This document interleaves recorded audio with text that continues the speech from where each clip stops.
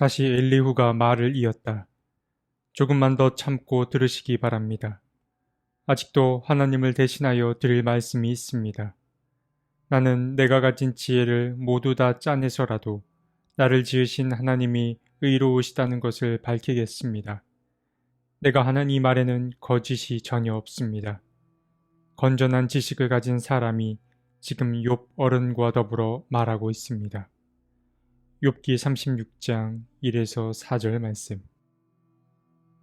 엘리후는 남의 이야기를 오래 듣고만 있었기 때문일까요?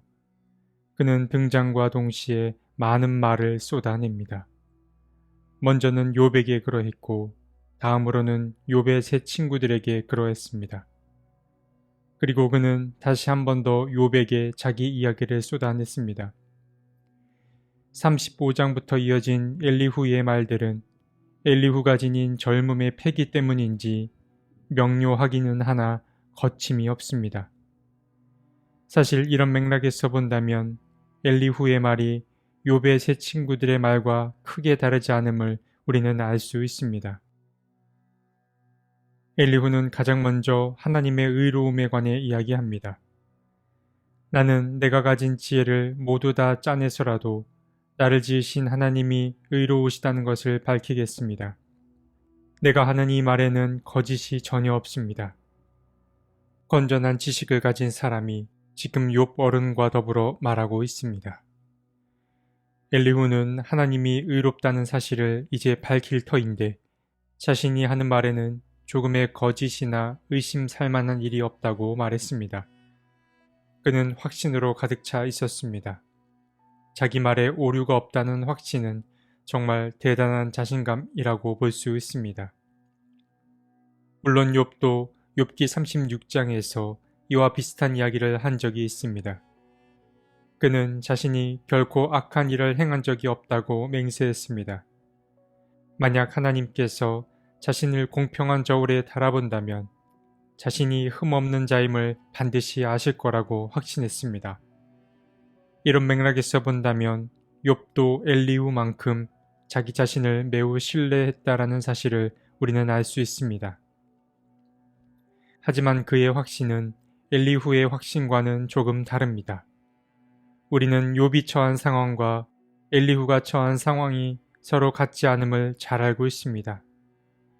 욥은 사고를 당한 자의 입장입니다. 그의 터전은 위태롭습니다. 그러나 엘리후의 터전은 안전합니다. 그는 사고당한 자에게 일어난 일을 그저 해석하고 판단하는 위치에 서 있을 뿐입니다. 그러니까 다시 말해 엘리후의 확신은 해석하는 자의 입장에서 우러나온 어떤 이성 중심의 확신이라고 할 수 있고 욥의 확신은 모든 터전을 잃어버린 자에게서 나온 처절한 자기 경험이 중심이 된 그런 확신인 것입니다.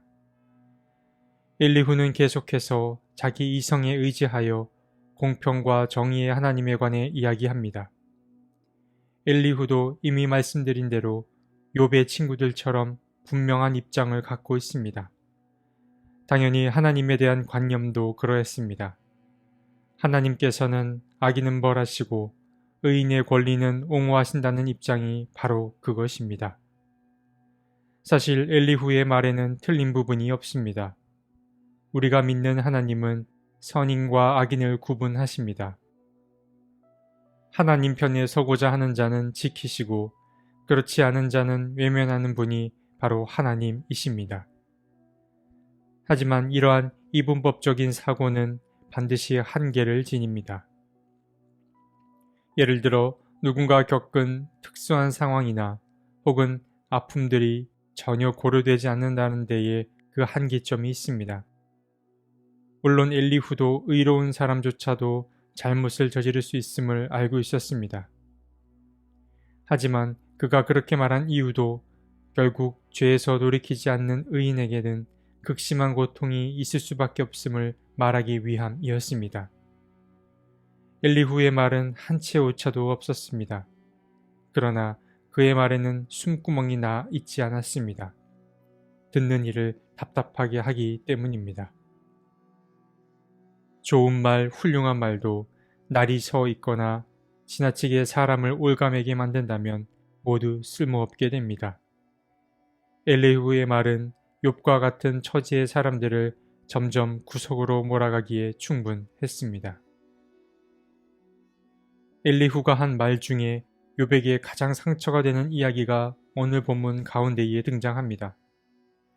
엘리후는 욥이 잘못된 자라고 확실하게 못 박습니다. 17절에서 이렇게 말합니다. 욥 어른은 마땅히 받으셔야 할 형벌을 받고 계십니다.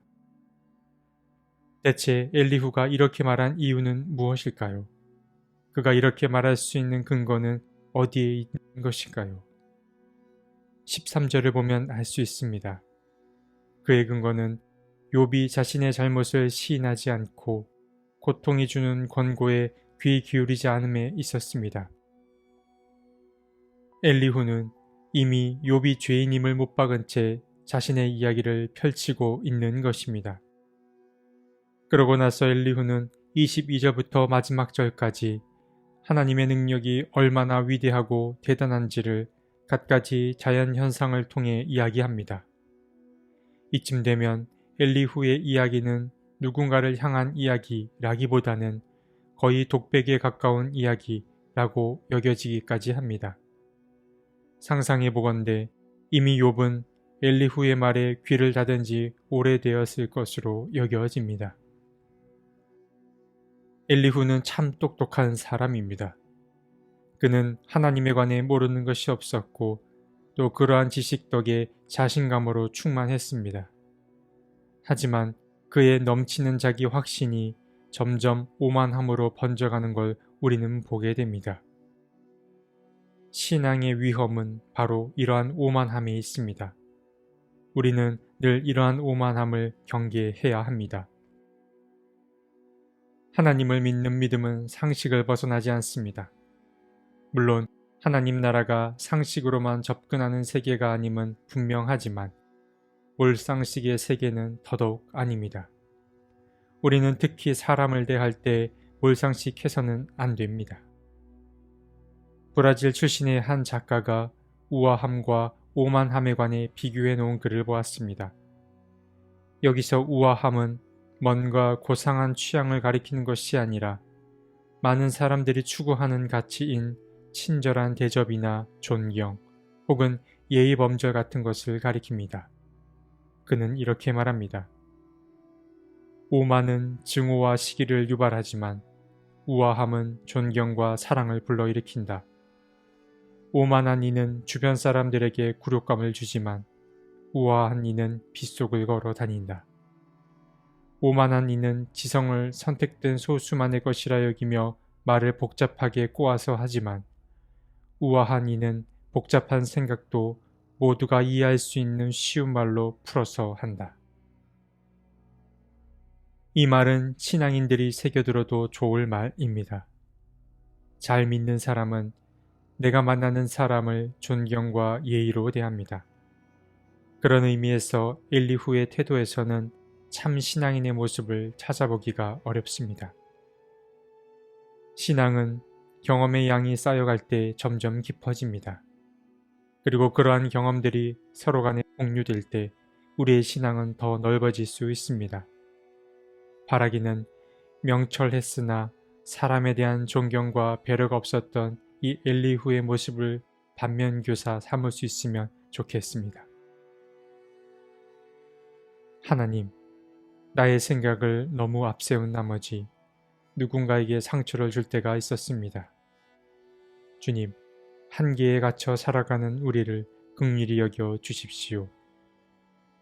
시간의 양이 쌓일수록 우리의 믿음의 깊이도 깊어지게 도와주시고 내가 누군가에게 받은 좋은 위로가 있었다면 그 위로 그대로 다른 사람들과 나눌 수 있게 도와주십시오. 아멘.